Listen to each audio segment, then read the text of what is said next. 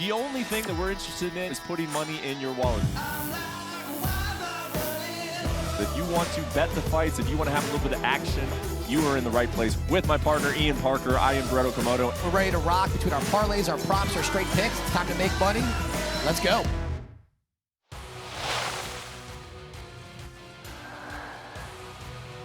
It is another episode of UFC Best Bets, and it's coming to you from Las Vegas, Nevada, where UFC Fight Night will take place at the UFC's Apex facility right down the street from the Strip. And hey, next week you're going to see the last pay-per-view of 2023 right there on the Strip. But before we get to that, it will be at the Apex for a bantamweight main event between Song Yadong and Chris Gutierrez. Hello, everybody. I am Brett Okamoto alongside Ian Parker, and we will be breaking down this UFC Fight Night card, which is on ESPN Plus from a gambling perspective, as always. As you might have already been able to tell, I have lost my voice a little bit from being sick, so if I start coughing or if I lose my voice during the show, bear with me.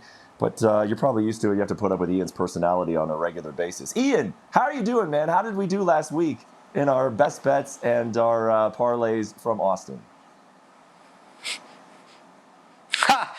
Love the way this show's starting today. Brent, we started off the night pretty hot, although the recap screen might not show that way. Jakar closed, that slam was nasty. We got the win, and then we went on to Miesha Tate at plus odds. I told you guys what she was going to do. She was going to wrestle to death. She did. She won. And then we got to Brady Gastelum. To me, this is with the turning point of where we went a little south. We missed that over by 38 seconds. Tough pill to swallow. Font dropped the lost to Figueroa on his debut. Turner and Green. Bobby Green does not usually get finished, at least that quick. Jalen Turner had different plans in mind. And last but not least, Arman Tsarukyan is the real deal. He knocked out Dariush, let alone over 3.5. He did it in under a half. So we went 2-4 in the best bets. Now, the fun play that we had, our long shot parlay, it did not truly hit with the 4 legs. It hit the first 3 legs. But if you follow me on Twitter at Ian Parker MMA, I begged you guys. I said, hey, literally go in right now, either cash out or hedge, do what you need to do. That's the whole point of the long shot. You hit first 3 legs that were all underdogs, big money. So if you guys aren't familiar with the term hedging, or you're just completely unsure what to do, what you'll do is you'll take the amount you bet on the whole parlay. You go and you figure out the mathematic number of what it would take to bet on the opposing guy in a straight money line. So you would have bet Jalen Turner money line on a straight play, whatever you had to risk to cover your parlay price. Okay? If you did that correctly, you either break even or you win. Or if you're really good at math, you can still figure a way at a profit on both. Those of you that cashed after the 3rd leg, kudos to you. You hit big. And to me, that's a win, Brett.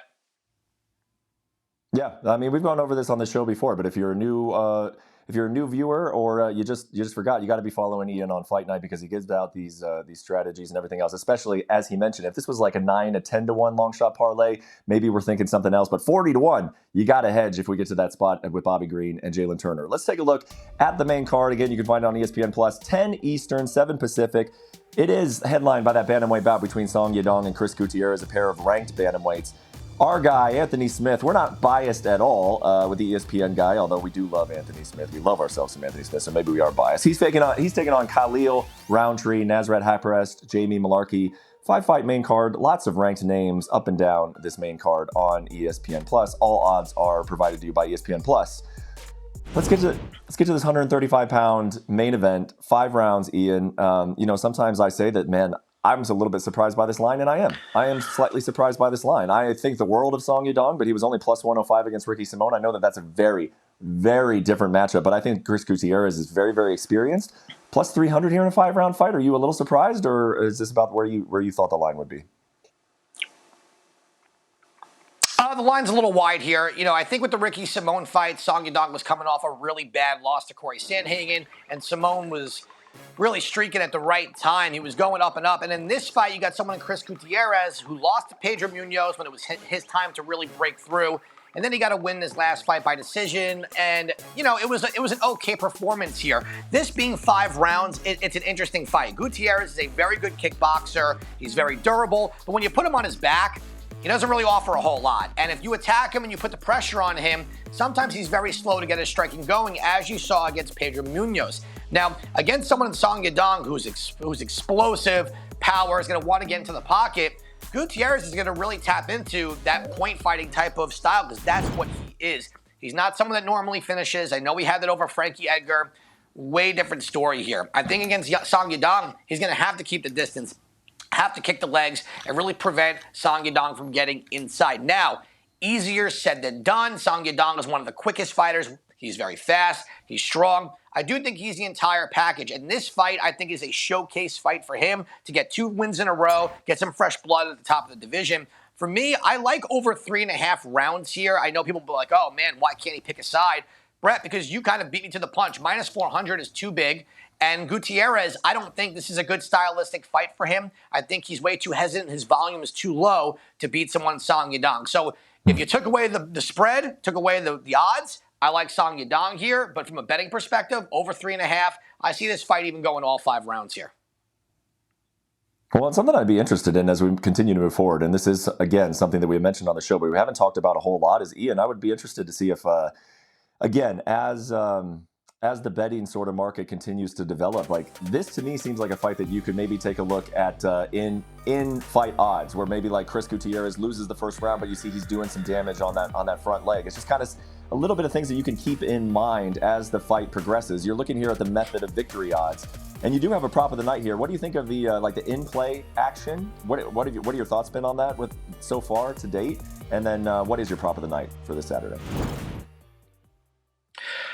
Well, I love that you brought up in-round live betting, because I think with certain fighters, it really makes a huge difference. Guys that you know, for example, the Chito Veras, the Piotr Jans, who start off slow, their odds, if they're heavy favorites, will drop down as the fight goes on, where they tend to pick up. And a lot of people that bet and they gamble on these fights, if you do it smart and you wait, you can get those lines really nicely there. Same thing with underdogs that just take a little bit of time. So I like that you brought that up. Someone in Song Yadong, though, this is where my prop of the night is going to come in. I'm going to have 2 prop of the nights. This one's going to be by decision. I know he was able to get the finish there, but Gutierrez, because of that rangy fighting, because of that point style, the kicking, keeping the distance, he's also extremely durable, hard guy to finish. I think for Song Yadong, he just needs to get the momentum, win 2 in a row here.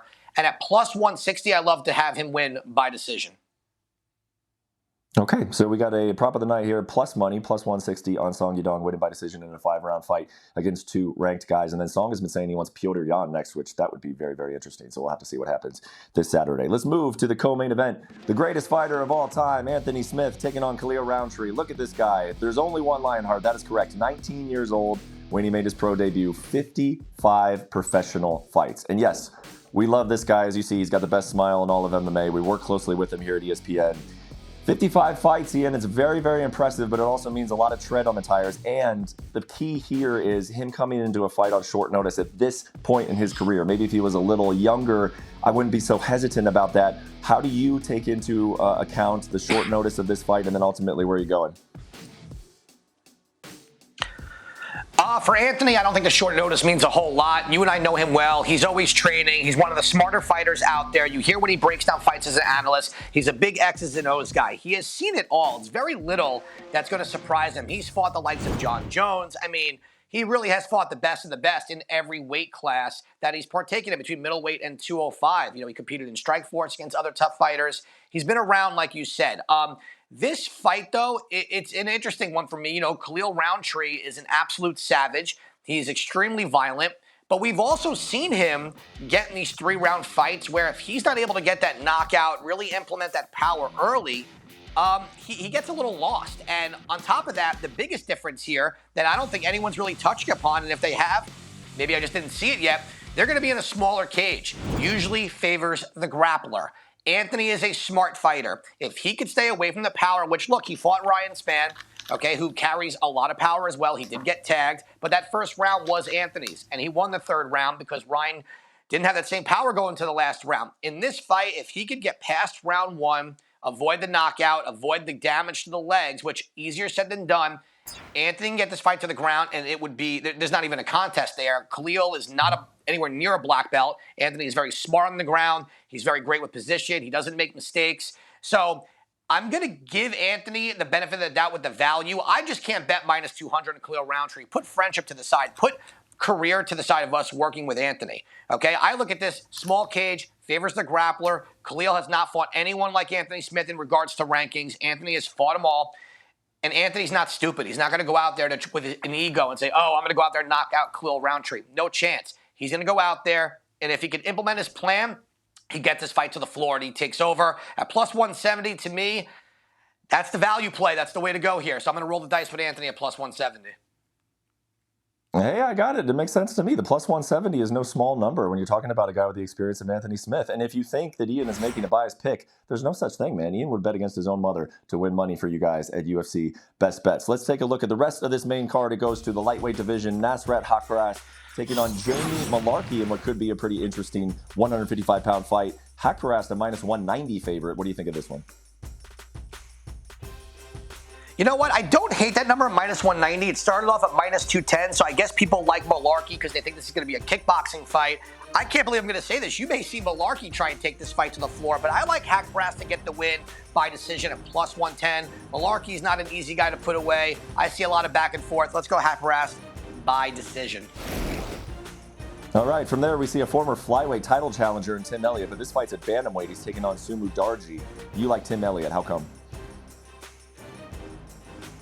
Because when you look at Sumajari, he's just off his back. He's ineffective. If he doesn't land that knockout shot, he's just pretty much in defense mode. And Tim Elliott, as wild as he was in other fights, we've seen him more composed. He now, at this point in his career, he needs to get wins. He doesn't need to care about entertaining. He's going to turn this into a grappling match where, look, he was beating Muhammad Mokaev on the scorecards until he got submitted. Let's go Tim Elliott to grapple his way to victory here.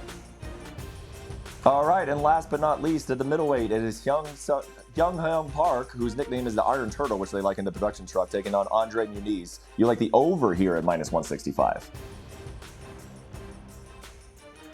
First off, I'm a huge fan of the Iron Turtle, and months ago, before Muniz fought Brendan Allen, I said this guy might be a champ one day. I've changed my mind. No, he's not. He lost to Paul Craig. He lost to Brendan Allen, and the Iron Turtle has that style to impose his will with the cardio, the conditioning, the speed. If he can get on top of Muniz and avoid the submission, I think he's got the better stand-up, but I don't see this fight ending anytime soon. Over 1.5 is a really good number there, so we're going to rock with that with the Iron Turtle versus Muniz.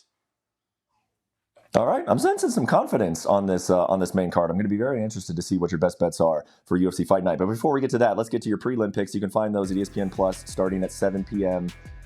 Eastern time. Go ahead and run us through. Let's do it. Song Yadong versus Kevin Youssef. I like Yadong here. Listen, at plus 120, this is someone who dropped Ian Gary, won his last fight, and Youssef, he won his debut, but he's very upright. He's very stiff in the way he approaches the striking. And I think Song Yadong can really get it done there. Park and Shannon Ross. The number is insane on Park, but Shannon Ross, if you sneeze on his chin, he goes to the shadow realm. So under 1.5 rounds there at minus 185, I like that. Garcia versus Costa, this fight's been rescheduled. I think that if Costa is someone to really keep an eye on, he was so impressive in his last fight against Lingo, and Garcia is a kill or be killed type of fighter. Let's go Costa there. That number is a little high. Spoiler alert, he will be in our parlay. Luana Santos versus Stephanie Egger. Look, Santos looked great in her debut, but Egger will be able to control her as long as she doesn't get knocked out early. I think she could wrestle her way here and get it done. Let's go Tatsuro Taira and Carlos Hernandez. Very surprised this number is as low as it is at over 1.5. And last but not least, Alan Carr versus Amanda over 2.5 rounds, minus 185. We're going to take that there as well. And with my son yelling in the background, let's go to Ian Parker's parlay for this Saturday. Well, listen, Brett, I'm as excited as he is for the Parker's parlay. It's a little chalky, but I'm going with 3 guys. I just don't see how they lose this fight. I'm going Song Yadong with the money line right there. Young Sung Park. Look, he's been dropped a few times, but Shannon Ross, I mentioned earlier in the show, if the wind touches his face, he falls to the ground. And last but not least, I'm very high on Melokais Acosta. I think he gets it done against Steve Garcia at plus 105. Stop it. I mean, I tried to keep him out of the room, but he had to see what the best bets are for UFC Fight Night from the Apex. Give them to him. Love it. Cam, you ask, you shall receive. Main event, we're going over 3.5 rounds. Same pick as last week. I don't see either one of these guys getting knocked out too early at minus 150. Tim Elliott on short notice. Brett, it does not bother me one bit. He is going to grapple his way, wrestle, and he will get this win. Park Muniz, over 1.5 rounds. That line should be minus 220, minus 165. Love the value there. Song Yadong, he's going to be that underdog best bet play of the week. I've been doing that each week, trying to find at least one. I think the odds here are a little skewed based on Giuseppe's win. Let's go with Yadong to win at plus 120. And last but not least, Tyra Hernandez over 1.5 rounds. I'm surprised. Tyra's a good submission specialist, but Hernandez just beat a guy in Dennis Bonder who is a good grappler. I think he can hold his own. I think that fight also goes the whole way. All right, there are our best bets. One more order of business, the long shot, which came one within hitting. What do we got for the long shot parlay this week? So guys, this week again, if we get to the final leg, please cash out, hedge, do what you got to do here. We're going to go Alan Carr, Stephanie Egger, Song Yadong, and Anthony Smith is the final leg. I truly believe those first 3 fights are 50-50 shots. So at those odds, we got to take it. Great value again. Let's go back-to-back weeks and let's make profit on this play. Great value again, like you say, almost 32 to 1 on that long shot parlay. 40 to 1 last week in Austin. We came one miss away from hitting it, but thankfully it was the last one. And hopefully you were following Ian on social media to make sure that you cashed nevertheless. Thank you so much for your expertise, Ian. Thank you so much for you guys watching the show. It is UFC Best Bets, and we got one more pay-per-view coming up next week. I cannot wait for Colby Covington versus Leon Edwards. We will be talking about it from a stylistic and a gambling perspective, as always, on this show next week in person in Las Vegas. So make sure you tune into that. For now, enjoy your weekend. Thanks for watching.